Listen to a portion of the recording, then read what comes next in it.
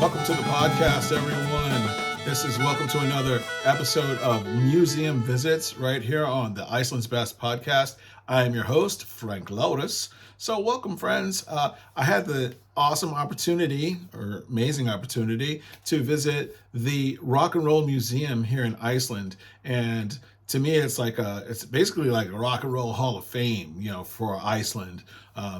So many artists, hundreds if not thousands of artists that are exhibited. Their work is exhibited there and highlighted, and it was a really cool thing.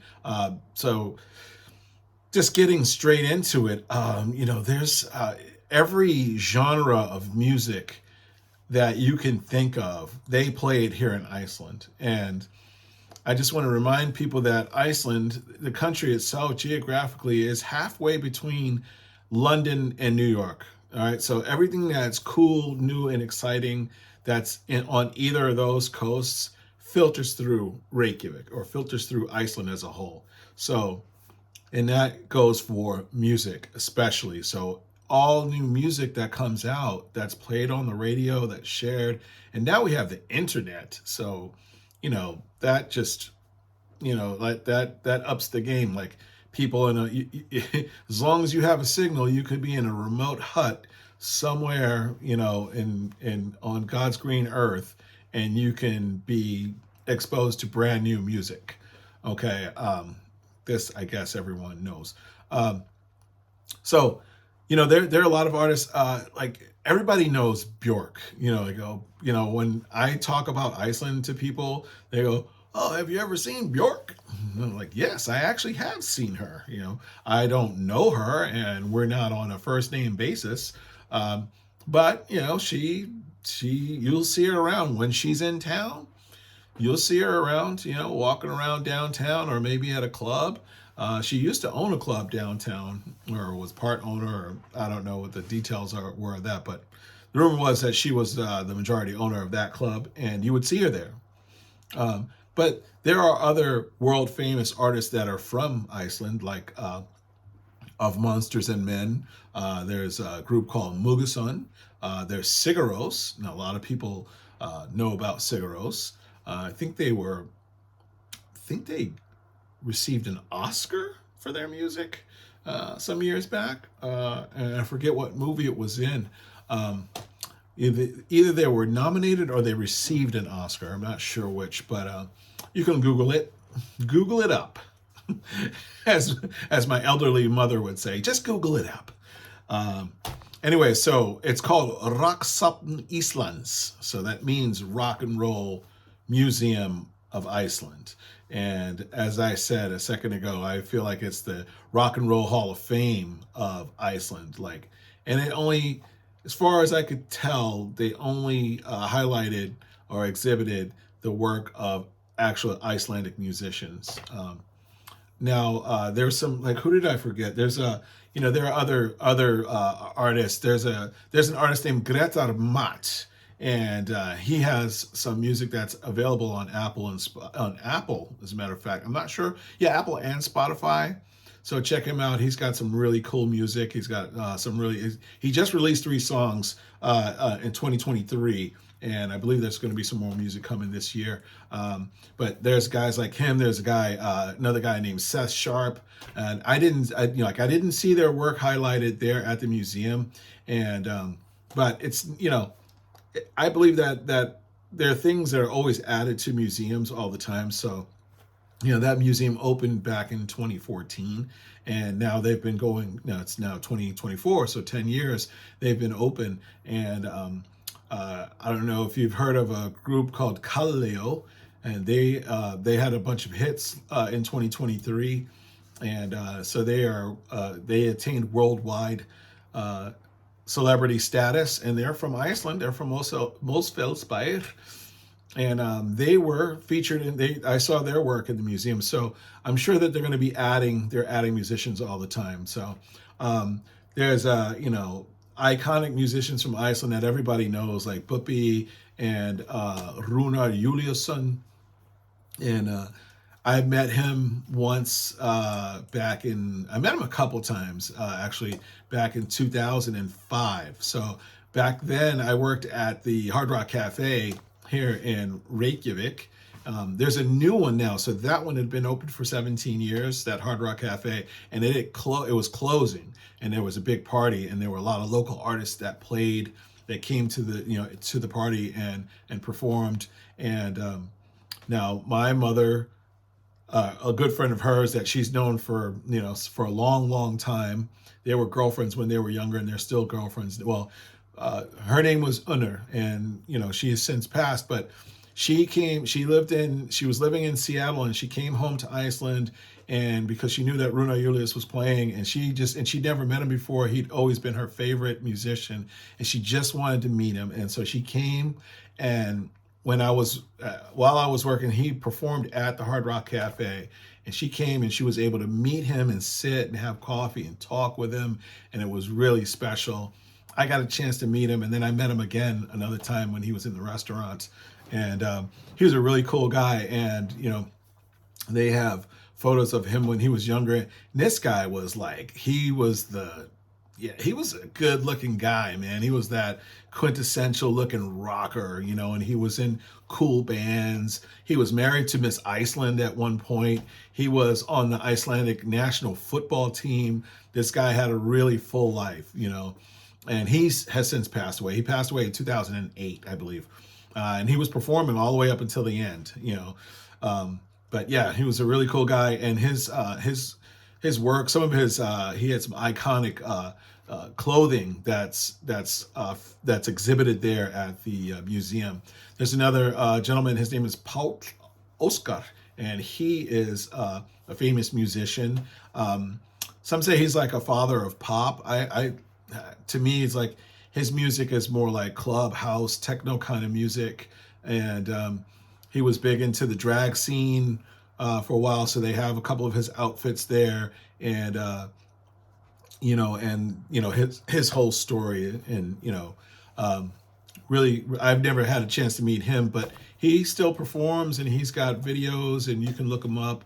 It's just Palloskar, Paul, but you pronounce it Paul Oskar. All right, and you can look up his music. I'm sure it's on YouTube. And if you're curious about Runa Juliusson, just Google his name. You might be able to find I'm sure you'll be able to find some of his music.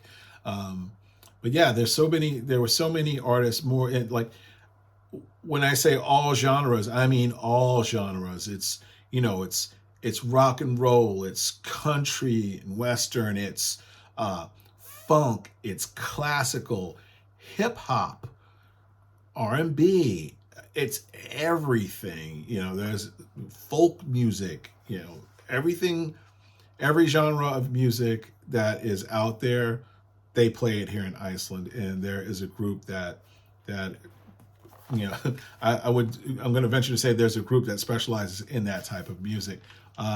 Just kind of glancing down at my notes. The thing about Keflavik is that there was a military base for a long time in Keflavik, and the musical, that town is pretty special because of that. And their musical influence was actually propelled by that military base. So on that military base, you had British military and you had American military. So Navy and Air Force, right? So just like with other military bases around the world, like our music in particular, our music from the United States and their music from Britain, it's spread all around the world through these military bases. You just think about it, these guys that are 18, 19, 20, 21, young guys, that are shipped overseas, and they're on this base. And what are the one thing they can bring with them is their music, because you're going to have your music, you need your music. It's one of the few things that you can, that sticks with you, when you go out and have a good time, no matter where you are in the world, you want to hear the music that you like to listen to. So they brought their music with them and they shared it. And, as a result, it was a heavy influence on Keflavik in particular. And so you have a lot of rock and roll musicians and musicians of all types of genres that came out of Keflavik. And for everyone, I keep mentioning Keflavik. I'm going to lean to the side. Keflavik is on this bottom peninsula right here. So those of you that are watching on YouTube, you see me pointing at this peninsula. I often kind of do this. This map is behind me. This red dot right here is where Reykjavik is, and then out here on the tip is where Keflavik is. So when you fly into Iceland, you fly into Keflavik over there, and it's a 45-minute drive to Reykjavik. At any rate, so that town out there, heavily influenced by American music, by British music, and as a result, you had all these musicians that came out of that area, and Rune Juliusson was one of them. Buppy, another guy who's iconic musician, has so many albums, part of so many bands, and so the list goes on and on. There are so many musicians that you go in there and you just see the list. They have it broken up in there's a list of male vocalists, a list of female vocalists, just a list of guitar players, a list of bands. All right, so in one part of the museum, and then the complete the museum as a whole, you start at one point and it's like a timeline that goes all the way around the museum, and then when you get kind of near to the end point of the timeline, there are things like interactive things, like there's a little booth that you can go into and play drums, like the electric. You put the headphones on, you have the electric drum pads, and you can go in there and play your heart out on the drums. There's another little booth, and you can go in there and you can play electric guitar. There's a karaoke booth as well, and which is really cool. And then in that same kind of general area there are these records, and on the record has a picture of the band. So, and they have them just in like a little big sleeve there, and then you grab the record, one has Kaleo on it, and you put it on the little player there, and you push it to start it. And what happens at the same time, you will see a video play up in front of you, and it'll be like a mini documentary on that artist, whomever record you put on there. And there also is like a mini little theater that has little rockumentaries going on there, little documentaries, rock documentaries, whatever you want to call it. But you can go in there and sit down and listen to those, and there's several of them on a loop, and you can sit there in there as long as you want and listen to those. It was a really nice time, really, really nice time. This museum is open. Just get this out. It's open every day from 11. And I'm going to play a little clip of the young lady that when I first walked in. I'm just going to go ahead and play that clip, and she just kind of gave me the rundown. So here we go on that. Here with Eppa at the Rock and Roll Museum in Keflavik in Rokksafn, and Hi. Tell us what you have to offer. We have a lot in here in the museum, and we start with the first image here. It goes by the years.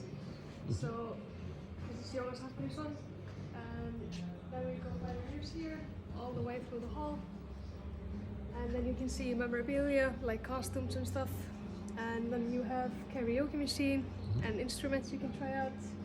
And we have a big collection of guitars that's from Björgvin Halldórsson. And then you can also spin the vinyl, and you can check out bands from Iceland and read about them and listen to their music.